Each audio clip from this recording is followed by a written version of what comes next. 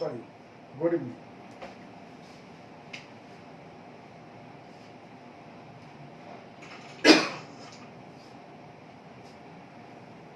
Any question to anyone from previous class? कुछ question है किसी के पास? नहीं है, चलिए अच्छी बात है। तो हम लोग क्लास 11th के unit 3 classification of elements and periodicity of properties पढ़ रहे हैं।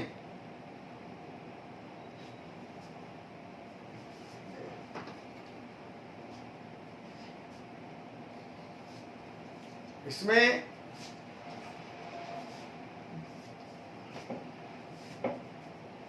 आपने पढ़ा history of formation of periodic table starting from Prout's hypothesis, Dobereiner's law of triad, Chancourtois telluric helix, Newlands octave rule, Lothar Meyer's atomic volume curve, and finally Mendeleev's periodic law and periodic table. Last class में आपने पढ़ा कि Moseley found on the basis of his X-ray experiment, Mosley found that atomic number is the fundamental property of an element, not the atomic mass. So on that basis, the Mendeleev's periodic law was modified and modern periodic law was proposed. And topic of the day is modern periodic law. What is the basis of this law? Basis of this law is findings of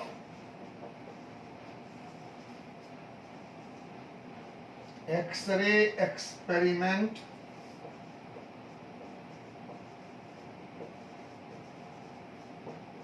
of Mosley. What is the basis of modern periodic law?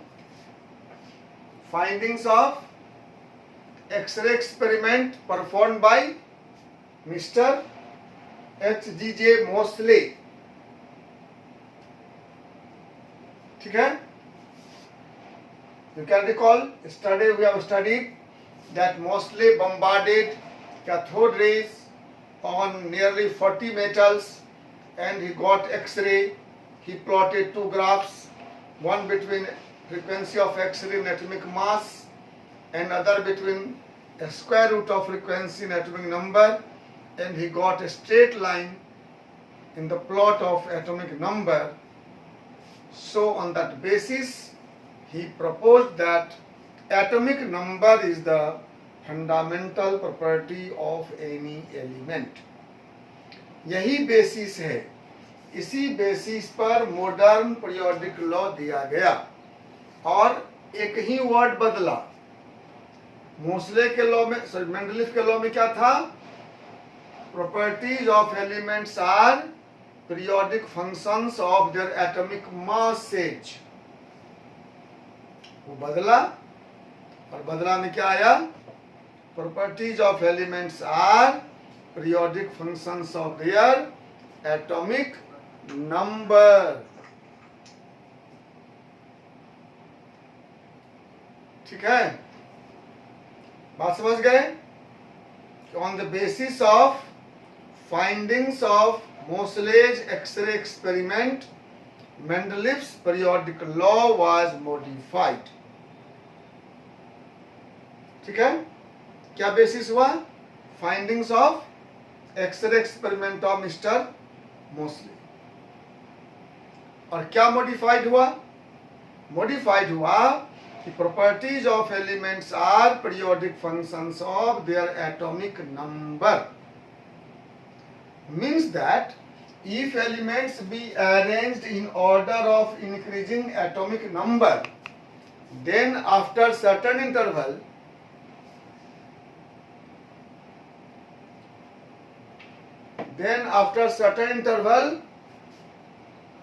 elements with similar properties will recur. यही था, अगर हम element को atomic number के increasing order में arrange करें तो certain interval के बाद सिमिलर एलिमेंट के सिमिलर प्रॉपर्टी वाले एलिमेंट मिल जाएंगे। आप रिकॉल करिए ना, मेंडलीफ के टेबल में यही बात था कि अगर एलिमेंट को एटॉमिक मास के इंक्रीजिंग ऑर्डर में अरेंज करेंगे तो after certain interval similar properties के एलिमेंट्स मिलेंगे। बस मास तो चेंज हुआ है, एटॉमिक मास के बदले एटॉमिक नंबर हो गया। और ये मैं आपको दिखाता हूं पीरियोडिक लॉ आपके स्क्रीन पर, अब आप उसको देख सकते हैं।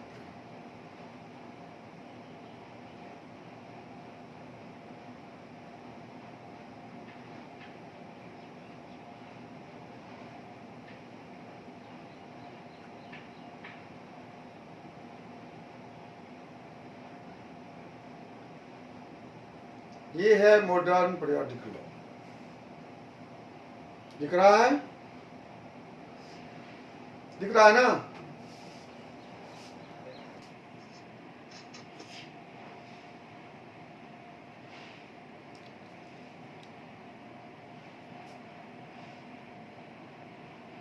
What?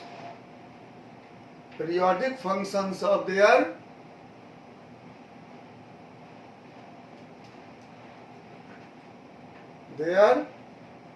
atomic numbers. The physical and chemical properties of elements are periodic functions of their atomic numbers. Means that if elements be arranged in order of increasing atomic number, then after certain interval elements with similar properties will occur. यही है modern periodic law. और इसी basis पर जो table बना उसका नाम है मॉडर्न पीरियोडिक टेबल। इस लॉ के आधार पर जो टेबल बना उसका नाम क्या है? Modern periodic table. इसमें क्या हुआ है?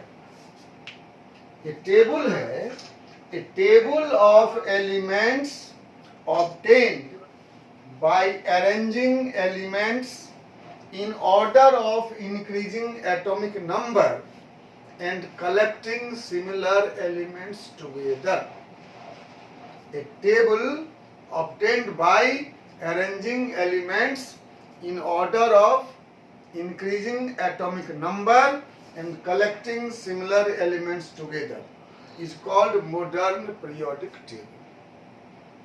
ठीक है, एलिमेंट को एटॉमिक नंबर के इंक्रीजिंग ऑर्डर में लिखा गया और जहां सेम ग्रुप सेम प्रॉपर्टी का एलिमेंट मिला उसको एक साथ कर दिया गया। आप जानते हैं पीरियोडिक टेबल बनाने का एम यही था, to collect similar elements together, to classify elements on the basis of properties so that we can study a group and our study of inorganic chemistry must become logical and easy.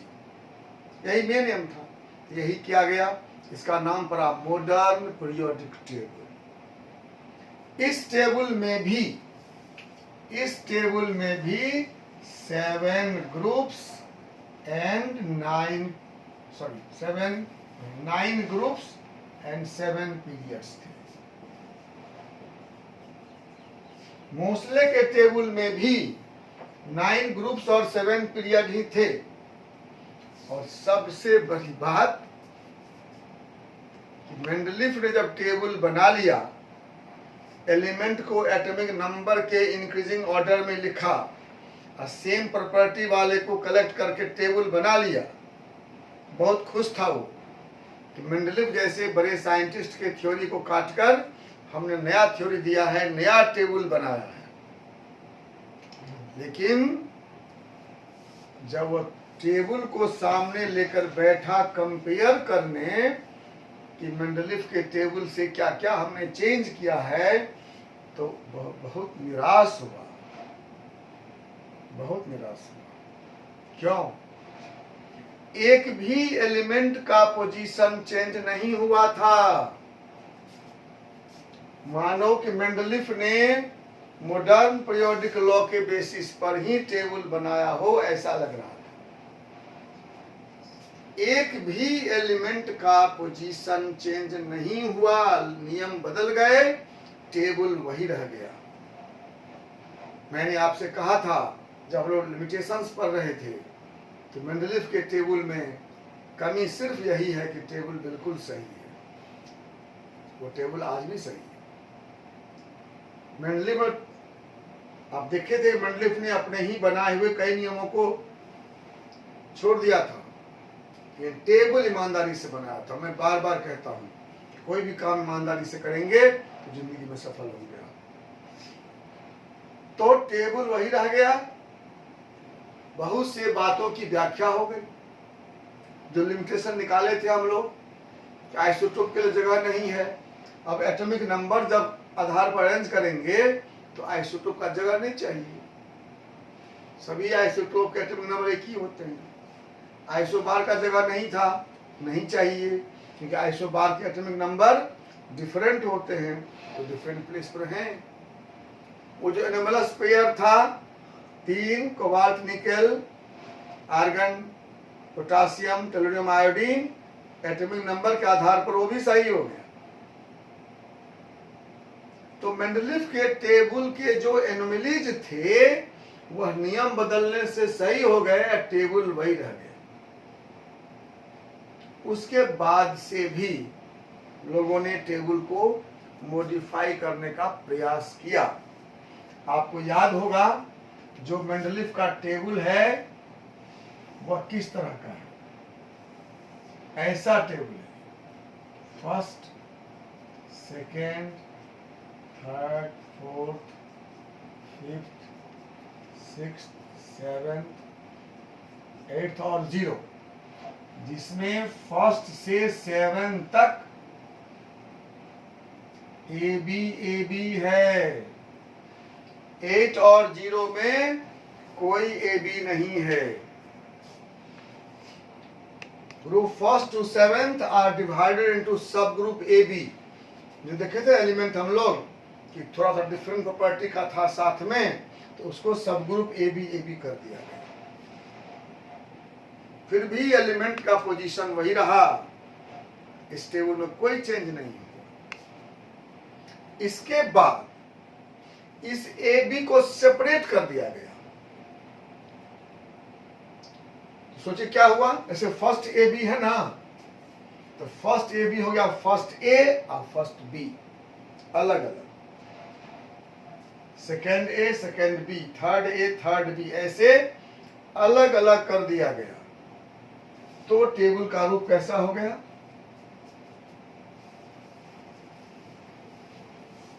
इसे कहते हैं हम लोग long form of periodic table. Long form ऐसे कर दिया गया। First, second, third, fourth, fifth,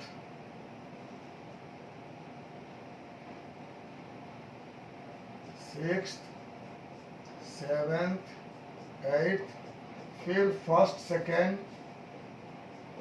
third, fourth, fifth, sixth, seventh और 0, ऐसे। अब क्या हो गया? इस टेबल में कितने हो गए ग्रुप? गिनो, 7, 8, फिर 7, 15 और 0, 16। इस टेबल में 16 ग्रुप्स एंड 7 पीरियड्स हैं।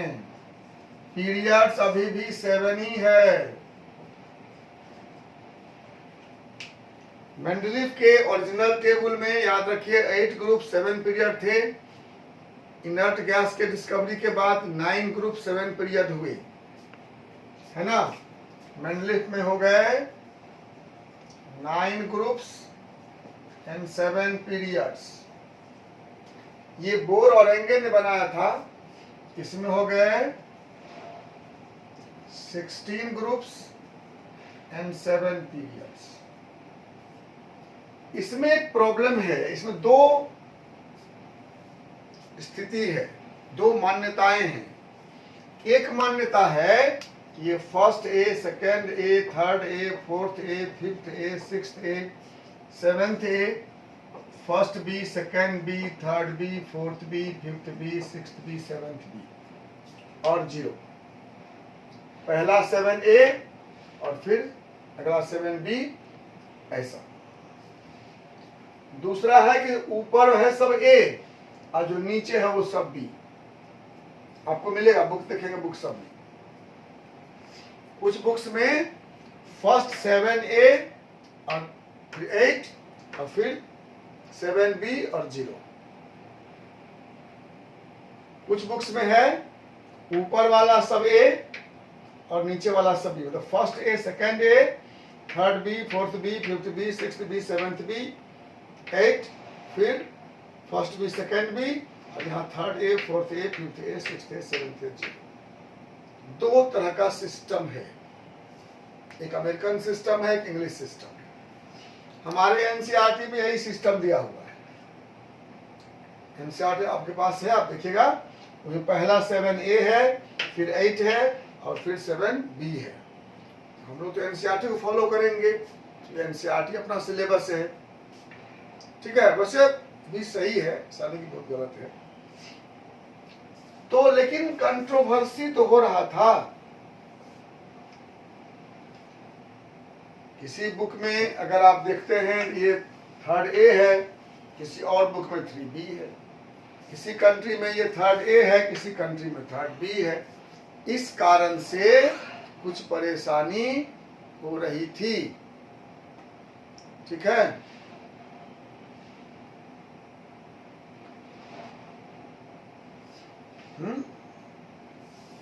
कई सारे टेबल बनाए गए और सब में कुछ न कुछ, कोई इलेक्ट्रॉनिक कॉन्फ़िगरेशन के बेसिस पर, कोई प्रॉपर्टीज के बेसिस पर थोड़ा थोड़ा चेंज करते चले गए और टेबल बनता गया।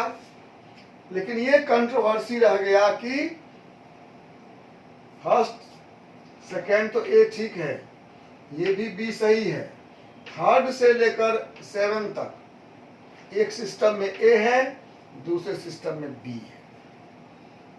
इस कंट्रोवर्सी को दूर किया IUPAC ने। नाम सुना है ना आपने, international union of pure and applied chemistry.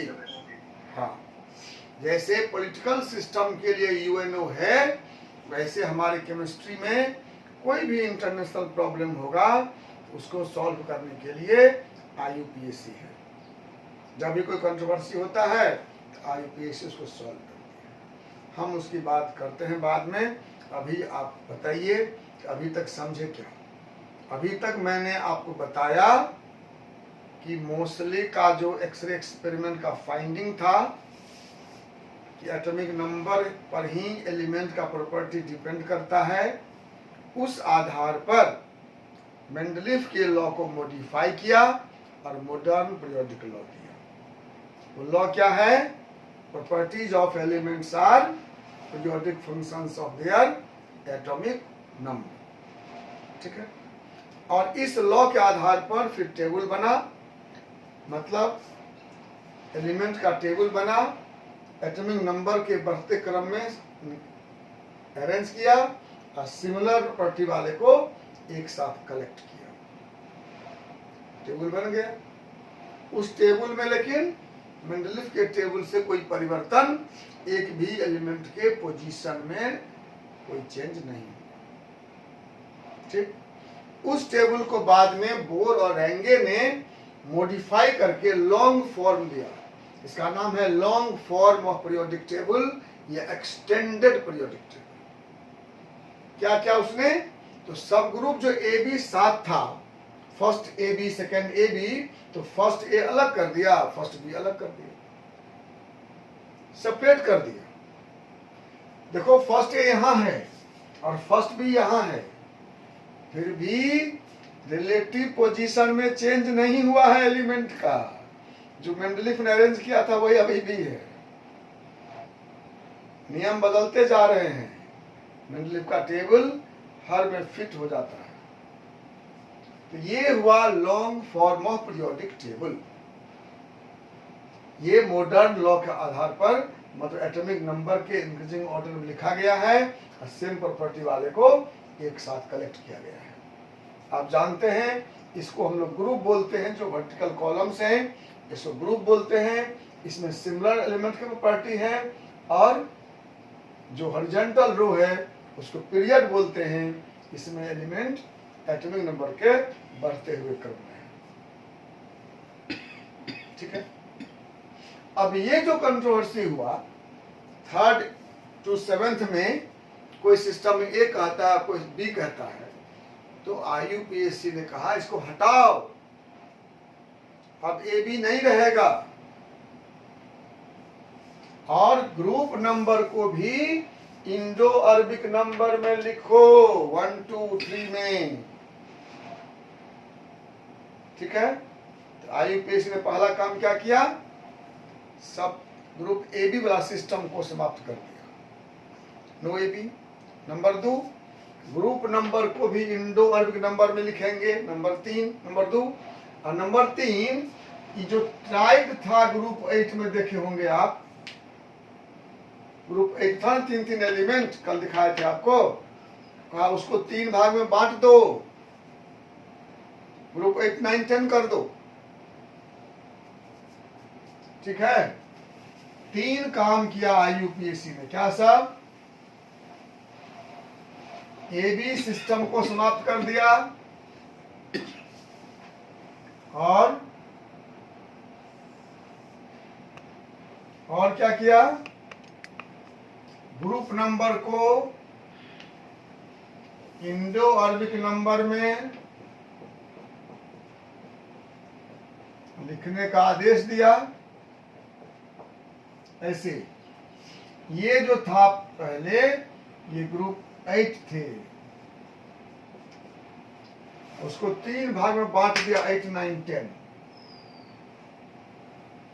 ठीक है, इस ग्रुप टेबल में क्या हो गया, अब देखिए क्या हो गया, 18 ग्रुप्स, लेकिन पीरियड अभी भी 7 ही हैं।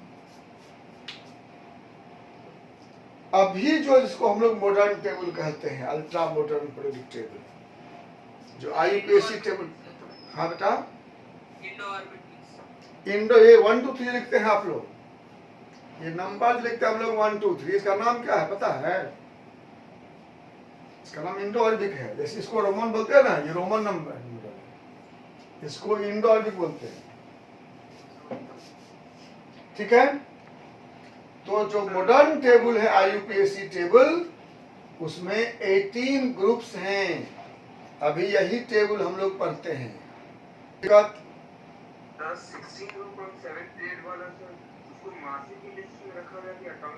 नहीं, तो नंबर वाला था, मॉडर्न टेबल को डिवाइड किया गया था। केवल सब ग्रुप जो ए बी साथ थे उसको प्रॉपर्टी डिफरेंट था, बताए थे आपको, इसलिए ए को अलग कर दिया, बी को अलग कर दिया गया था। अभी हम लोग अब इसी टेबल को पढ़ेंगे। वो इतिहास की बातें हैं, उस बस 2-3 इंपॉर्टेंट पॉइंट है उसमें। कभी कभी पूछता है मेंडलीफ का लॉ क्या है, मॉडर्न लॉ क्या है, कितने ग्रुप कितने पीरियड थे, उसमें बहुत इतिहास की जरूरत नहीं है हम लोगों को। ये जो मॉडर्न टेबल अब IUPAC टेबल है, यहाँ से हम लोगों को पढ़ना है।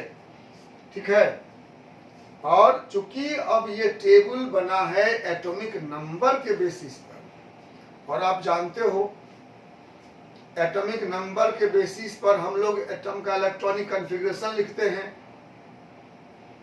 इसलिए टेबल लगभग हो गया अब इलेक्ट्रॉनिक कॉन्फ़िगरेशन के बेसिस पर। ठीक है ना? अब याद कीजिए मैंने क्या कहा था, पहला क्लास में बताया था मैं कि पीरियोडिक टेबल जिसने बनाया उसको इलेक्ट्रॉन का ज्ञान भी नहीं था, लेकिन देखिए बनते बनते ये टेबल क्या बन गया। अब it is completely based on electronic configuration of the element. I will show you this table is 100% completely based on electronic configuration. पूरा का पूरा टेबल इलेक्ट्रॉनिक कॉन्फ़िगरेशन से एक्सप्लेन हो जाएगा, मैं दिखाऊंगा अभी आपको। Any question?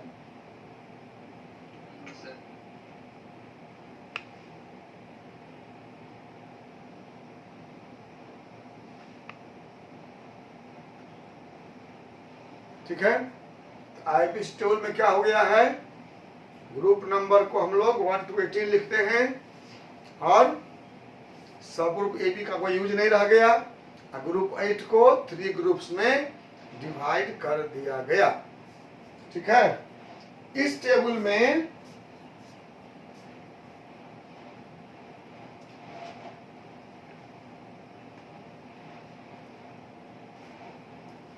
ये टेबल आपके सामने है। सिस्टम था वो भी लिखा हुआ है, फर्स्ट सेकेंड एबी वाला, और जो मॉडर्न सिस्टम हुआ 1 2 3 वो भी लिखा हुआ है। दिख रहा है? Third, fourth, fifth, six, seventh A, उसके बाद 8, फिर first B, second B, third B, fourth B, fifth B, sixth B, seventh B and 0। और उसके ऊपर देखो जो फर्स्ट ए है उसमें 1 लिखा हुआ है, जो फर्स्ट सेकेंड ए में 2 लिखा हुआ है ना लिखा हुआ, थर्ड ए में 3, फोर्थ ए में 4, फिफ्थ ए में 5, सिक्स्थ ए में 6, सेवेंथ ए में 7 और 8 के ऊपर लिखा हुआ 3, 8, 9, 10।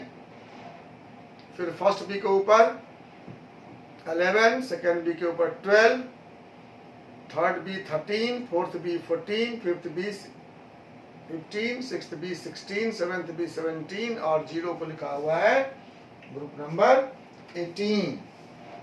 ऐसे ये 1, ये 2, ये 3, ये 4, 5, 6, 7, 8, 9, 10। 8 में 8, 9, 10, 11, 12, 13, 14, 15, 16, 17 और 18। इसी टेबल्स को हम लोग पढ़ेंगे। इसमें हम 2 इंपॉर्टेंट बात कहना चाहते हैं आपको, आपकी जानकारी के लिए। इसमें ग्रुप नंबर जो है वो हाईएस्ट क्वांटम नंबर है। Group number is quantum number. पूरे ग्रुप में सभी एलिमेंट का क्वांटम नंबर सेम होगा। ठीक है, सॉरी ग्रुप नंबर नहीं, sorry period number. Period number is equal to highest quantum number. Group में same electronic configuration, same electronic configuration. Same in similar, similar कर दो सेम। ये 2 महत्वपूर्ण बात है। किसी भी पीरियड में सभी एलिमेंट का हाईएस्ट क्वांटम नंबर सेम होगा और किसी भी ग्रुप में सभी एलिमेंट का जनरल कॉन्फ़िगरेशन सेम होगा। जैसे S1 है तो 1s1, 2s1, 3s1, 4s1, 5s1 ऐसा कॉन्फ़िगरेशन अभी दिखाएंगे हम आपको आगे। ये विशेषता टेबल की है। एटॉमिक मास से शुरू हुआ था, एटॉमिक नंबर पे आ गया और अब it is completely based on electronic configuration. अब 1 मिनट समय, अभी तक जो हम बताए हैं उसको सोचिए आप लोग, और आपके मन में कुछ प्रश्न है तो पूछिए। किसी के मन में कोई भी प्रश्न हो तो पूछ सकते हैं, कोई प्रॉब्लम नहीं है। कुछ question? Highest quantum number sir, किसी भी एलिमेंट को का इलेक्ट्रॉनिक कन्फिग्रेशन लिखिए, उसमें हाईएस्ट प्रिंसिपल क्वांटम नंबर है। वो हाईएस्ट क्वांटम मतलब highest principal, sorry highest principal quantum number, orbit number. किसी भी एलिमेंट का इलेक्ट्रॉनिक कन्फिग्रेशन लिखो और उसके कन्फिग्रेशन में प्रिंसिपल क्वांटम नंबर का जो हाईएस्ट वैल्यू होगा वह उसी पीरियड में होगा। एक एग्जांपल, तुम लोग कोई बोलो एलिमेंट का नाम। Sodium, sodium 11, 1s2, 2s2, 2p6, 3s1, ये क्या है? हाईएस्ट प्रिंसिपल क्वांटम नंबर 3, इसका मतलब ये थर्ड पीरियड का एलिमेंट है। क्रोमियम 24, क्या होता है? आर्गन 3d5, 4s1, हाईएस्ट क्या हुआ? इसका मतलब ये फोर्थ पीरियड का एलिमेंट है। किसी भी एलिमेंट का इलेक्ट्रॉनिक कन्फिग्रेशन लिखिए और उसका जो हाईएस्ट ऑर्बिट नंबर है वह उसी पीरियड का एलिमेंट है ना? उसी तरह से सोडियम उसी फैमिली का मेंबर होगा जिसका कन्फिग्रेशन S1 होगा। हम दिखाते हैं अभी आपको भी, ये समझ गए ना? पीरियड नंबर क्या होगा? Highest quantum number. किसी भी एलिमेंट का कन्फिग्रेशन लिख दो, जो हाईएस्ट क्वांटम नंबर है वही उसका पीरियड नंबर है। तो पीरियड तो निकालना पहचान गया, कोई दिक्कत नहीं है। अब ग्रुप निकालना रह गया, अभी हम 2 मिनट बता देते हैं वो भी ग्रुप नंबर। कुछ क्वेश्चन है किसी के मन में तो बताइए। है क्वेश्चन? मिटा दें इसको। इतना बात समझ में आ गया? चलिए, तो अब हम 2 मिनट में आपको किसी भी एलिमेंट को खोजना सिखा देते हैं इस टेबल में।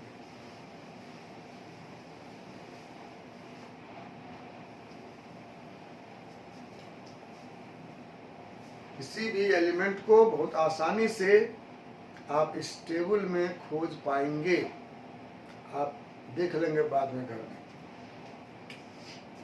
देखिए, जहां से हम कॉन्फ़िगरेशन स्टार्ट करते हैं वहीं से पीरियड शुरू होता है, और जब कोई इलेक्ट्रॉन नए ऑर्बिट में जाता है वहां से नया पीरियड शुरू होता है। A new period starts when an electron enters into a new orbit. A new period starts when an electron enters into a new orbit. जैसे फर्स्ट ऑर्बिट में भरना शुरू किए, जब तक फर्स्ट भरता रहेगा तब तक यही पीरियड चलेगा, और जब ही इलेक्ट्रॉन सेकेंड ऑर्बिट में गया तो सेकेंड पीरियड हो जाएगा। देखिए, 1s1 के बाद क्या होता है? 1s2, और उसके बाद 2s1, सेकेंड पीरियड स्टार्ट्स। मतलब फर्स्ट पीरियड में 2 ही एलिमेंट होंगे। मेंडलीफ को मालूम था क्या कि फर्स्ट ऑर्बिट में 2 ही इलेक्ट्रॉन रहते हैं? नहीं मालूम था, लेकिन फिर भी उसने 2 ही एलिमेंट दिया था। सेकेंड पीरियड स्टार्ट हुआ कहां से? जब इलेक्ट्रॉन सेकेंड ऑर्बिट में गया तो 2s1, 2s2, 2p1, 2p6 हुआ ना? 2p1, 2p2, 2p6 तक। और 2p6 के बाद क्या होता है? 3s1, अब क्या हो जाएगा? 3s2, third period starts. Third period starts जहां से कन्फिग्रेशन 3s1 शुरू हुआ, इलेक्ट्रॉन थर्ड ऑर्बिट में गया, वहां से थर्ड पीरियड स्टार्ट हो गया। 3s1 3s2 फिर 3p1 to 6। 3p के बाद क्या हो जाता है? 4s 3d नहीं 4s। हम इलेक्ट्रॉन भरने की बात कर रहे हैं। मैंने क्या कहा? When a new orbit starts the new period starts. Electron जब फोर्थ ऑर्बिट में चला गया तो वहां से फोर्थ पीरियड स्टार्ट हो गया। 4s1 4s2 3d1 to 10 फिर 3p1 to 6 होता है ना? ध्यान है? जो लोग पढ़े हैं तो स्ट्रक्चर याद कीजिए। 4s2 3d1 to 10 3p1 to 6। 3p के बाद सॉरी 4p ना, 4p के बाद 5s 5s1 शुरू हुआ, फिफ्थ पीरियड शुरू हो गया। 5s1 to 2 4d1 to 10 5p1 to 6। इसके बाद क्या होता है? 5p के बाद 6s 6s1 to 2 4f1 to 14 5d1 to 10 6p1 to 6 है ना? 6p के बाद 7s 1 to 2 5f1 to 14 6d1 to 10 और 7p1 to 6। उम्मीद किया जाना चाहिए। जहां से नया ऑर्बिट में इलेक्ट्रॉन इंटर कर गया, उसके बाद जो भरेगा उससे मतलब नहीं है। यही ना हाईएस्ट ऑर्बिट नंबर होगा, वही उसका पीरियड नंबर होगा। एक सुंदर बात देख लिए कि जहां से इलेक्ट्रॉन नए ऑर्बिट में जाता है वही उसका पीरियड होता है। मतलब पूरे पीरियड में हाईएस्ट ऑर्बिट नंबर मतलब highest principal quantum number same रहेगा। ठीक है? अब देखिए क्या हुआ। फर्स्ट पीरियड कितने एलिमेंट हुए? कितने हुए? 2, 1s1 और 1s2। सेकेंड में कितने हुए? 8। थर्ड में कितने हुए? 8। 3s में 2 और 3p में 6। 4 में 18। फिफ्थ में 18। 6 में 32। 2 और 14 16 10 26 6 32। सेवेंथ अभी इनकम्प्लीट है, but we can guess that it may have 32 elements. हम गेस करते हैं कि अभी ये इनकम्प्लीट है। आप इनकम्प्लीट नोट करिए इसको। आपको कैसे याद करना है? कितना आसान है, देखो ध्यान। 2 8 8 18 18 32 है ना? आसान। तुमसे कोई पूछे किसी पीरियड में कितने एलिमेंट हैं, बोल दोगे आसानी से। 2 8 8 18 18 32 इनकम्प्लीट। 2 8 8 18 18 32 इनकम्प्लीट। देख लिए?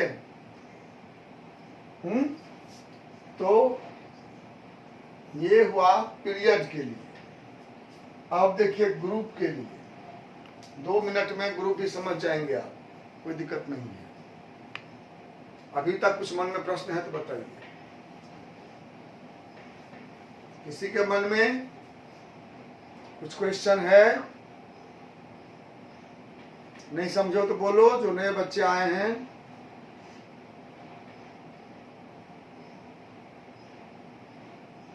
है मन में क्वेश्चन?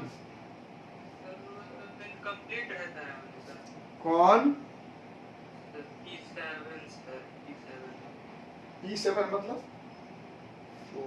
हाँ, 7th पीरियड अभी इनकम्प्लीट है ना। 7th पीरियड में अभी तो सभी एलिमेंट का डिस्कवरी नहीं हुआ है। अब तो लोग नया नया एलिमेंट खोज रहे हैं, सिंथेटिक एलिमेंट सब। नेचर में तो कोई एलिमेंट मिलता नहीं है। अब सिंथेटिक एलिमेंट टेबल बन गया है तो खाली जगह को लोग भरने के लिए अपना नया नया एलिमेंट बनाते हैं और शॉर्ट लिव्ड है, उसका कोई मतलब नहीं है। उसका लाइफ किसी का मिनट में है, किसी का सेकेंड में है। वो एलिमेंट किसी काम का नहीं है, it is only for fun. But they are doing. अभी ये पीरियड कंप्लीट नहीं हुआ, ठीक है? और बोलिए। तो पीरियड नंबर समझ गए? अब आइए देखते हैं ग्रुप नंबर।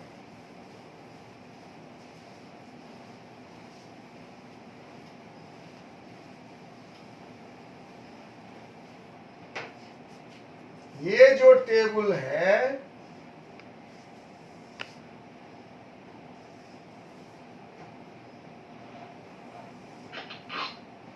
इसमें ग्रुप 1 का जितना भी एलिमेंट है सबका कॉन्फ़िगरेशन लास्ट है NS1, 1s1, 2s1, 3s1, 4s1, 5s1। और ग्रुप 2 का NS2, ठीक है? इसमें है 3d1, 3d2, sorry d1, nd1, nd2, nd3, nd4, nd5, d6, d7, 8, 9,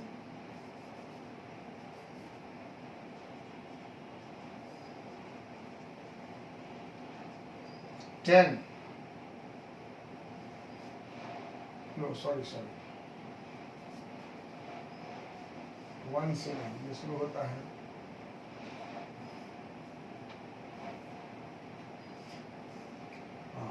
D1, D2, D3, D4, D5, D6, D7, D8, D9, D10। फिर यहाँ से P1, P2, P3, P4, P5, P6,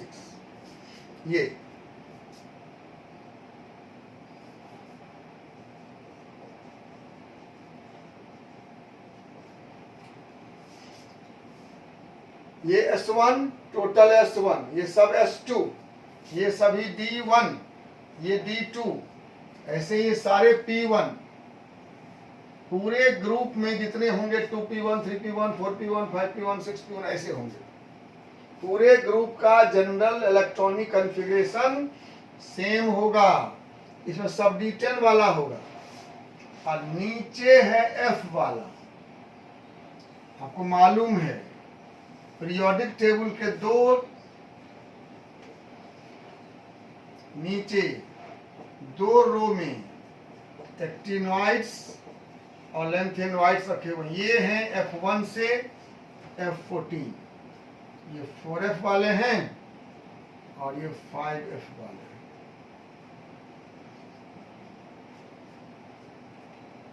एक बार फिर ध्यान से देखिए क्या मैं बोल रहा था। मैंने पहले बताया किसी पीरियड में जितने एलिमेंट हैं उनका हाईएस्ट ऑर्बिट नंबर सेम है। उल्टा बोल सकते हैं, किसी भी एलिमेंट का जितना हाईएस्ट ऑर्बिट नंबर है वह उसी पीरियड में है। आई बात समझ में? बात समझ में आई? किसी भी एलिमेंट का जितना हाईएस्ट ऑर्बिट नंबर है वह उसी पीरियड का मेंबर है। उल्टा बोलो, कोई एलिमेंट जिस पीरियड का मेंबर है उसका वही हाईएस्ट ऑर्बिट नंबर है। मतलब कोई एलिमेंट अगर 5th पीरियड में है तो उसका हाईएस्ट ऑर्बिट नंबर 5 है। अगर कोई एलिमेंट फोर्थ पीरियड में है तो उसका हाईएस्ट ऑर्बिट नंबर 4 है। ठीक है, तो अगर आप एलिमेंट को देखते हो पीरियड में तो उसका हाईएस्ट ऑर्बिट नंबर समझ गए। उल्टा तुमने इलेक्ट्रॉनिक कन्फिग्रेशन लिखा, उसमें हाईएस्ट ऑर्बिट नंबर 4 है, इसका मतलब वो फोर्थ पीरियड में रहेगा। हाईएस्ट ऑर्बिट नंबर 5 है, इसका मतलब वो फिफ्थ ऑर्बिट में रहेगा। हाईएस्ट ऑर्बिट नंबर 7 है, इसका मतलब वो सेवेंथ ऑर्बिट में रहेगा। क्लियर? अब आइए ग्रुप में। पूरे ग्रुप में सभी एलिमेंट के आउटर कॉन्फ़िगरेशन सेम होंगे। जनरल ग्रुप 1 में सभी S1 वाले होंगे, 1s1 2s1 3s1 4s1 5s1 ऐसे। और ग्रुप 2 में सब क्या होगा? S2 वाला, सबका S2 होगा। और ग्रुप 3 में D1 3d1 4d1 5d1 ऐसे। इसमें D2, इसमें D3 D4 D5 D6 D7 D8 D9 D10। और ग्रुप 13 में क्या शुरू हो जाएगा? ये 3 हुआ, 4 हुआ, 5 हुआ, 6 हुआ, 7 हुआ, 8 हुआ, 9 हुआ, 10 हुआ, 11 12, यहाँ से 13।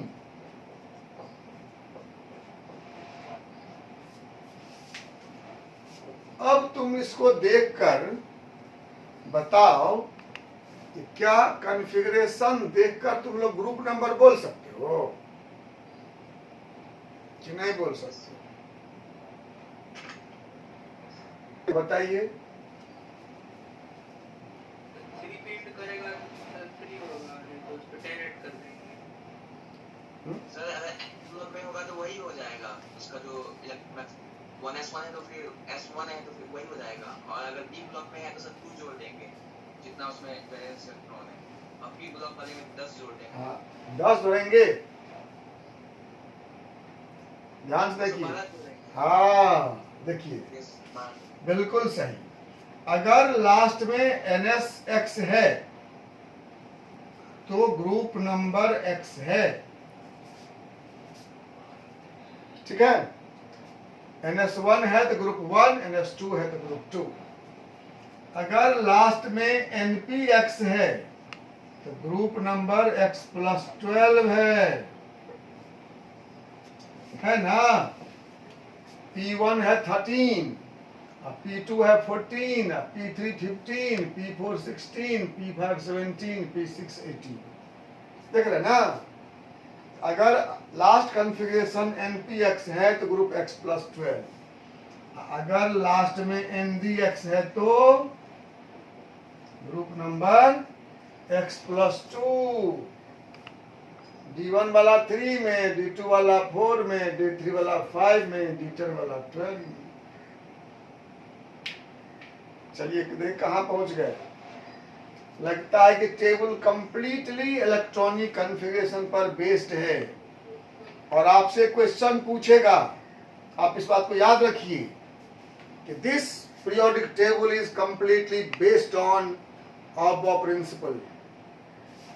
Yes, this table is direct consequence of Aufbau principle. जैसे इलेक्ट्रॉन भरते हैं ऑब्बा प्रिंसिपल से, उसी क्रम से देखा ना आपने अभी, ये टेबल बना हुआ है। यही इसकी विशेषता है। जिसने इसको बनाया वह इलेक्ट्रॉन का नाम नहीं जानता था। सर टाइम हो गया सर। हाँ हो गया, लेकिन यह टेबल कंप्लीटली बेस्ड कहाँ है? इलेक्ट्रॉनिक कॉन्फ़िगरेशन पर। क्या लिखेंगे? Modern periodic table is a direct consequence of what? Of Bow principle. Sir हाँ समझा सकते हैं सर? हाँ टाइम हो गया सर। हाँ हो गया class. Modern periodic table is direct consequence of Bow principle। इसको आप घर पे आज अच्छा से पढ़ेंगे और मन में जो कन्फ्यूजन होगा, जो खासकर नए बच्चे आए उनको हो सकता है, तो आप हमसे व्हाट्सएप ग्रुप पर पूछ सकते हैं या फिर क्लास में कल पूछ सकते हैं। ठीक है, थैंक यू वेरी मच।